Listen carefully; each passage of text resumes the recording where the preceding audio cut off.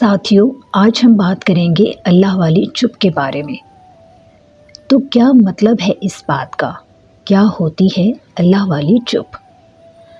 سوال پوچھا تو جواب ملا کہ ابن آدم و بنت حوا پہ یہ کیفیت ضرور آ کر رہتی ہے، اور جب تک یہ آتی نہیں تب تک آپ اسے سمجھ نہیں سکتے۔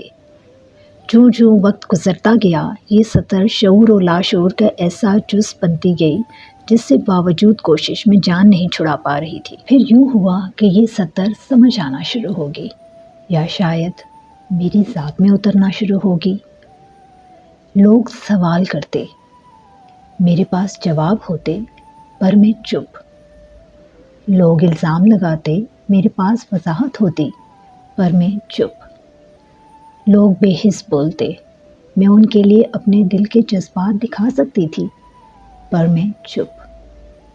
لوگ دور جا رہے ہوتے، میں انہیں آواز دے کر روک سکتی تھی، لیکن میں بس چپ۔ دوست بنتے گئے، رشتے بنتے گئے، پر جو ہی یہ اللہ والی چپ مجھ پر حاوی ہوتی، وہ دور ہو جاتے۔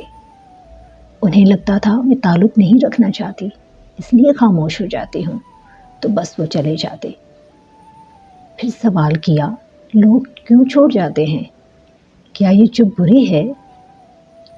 جواب ملا، لوگ خدا کو بھی تو اسی چپ کی وجہ سے چھوڑ جاتے ہیں۔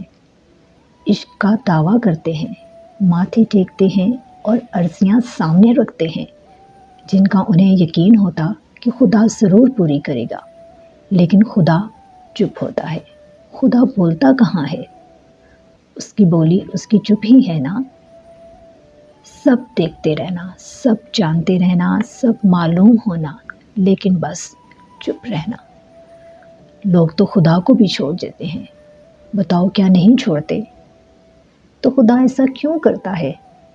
جواب ملا، جو چپ ہی نہ سمجھے وہ عاشق ہی کیسا؟ جو چپ نہ سنے وہ ولی اللہ کیوں ہو؟ جو چپ نہ مانے وہ محبوب کیسے ہو؟ جو چپ پہ سر تسلیم غم نہ کرے وہ عابد کیسا، وہ تابعدار کیسا؟ اللہ کی چپ ہی سربستہ راز ہے۔ جو اس کی چپ پہ راضی، وہ اسی پہ چپ کی زبان کھولتا ہے، وہ اسی کو چپ کے راز دکھاتا ہے۔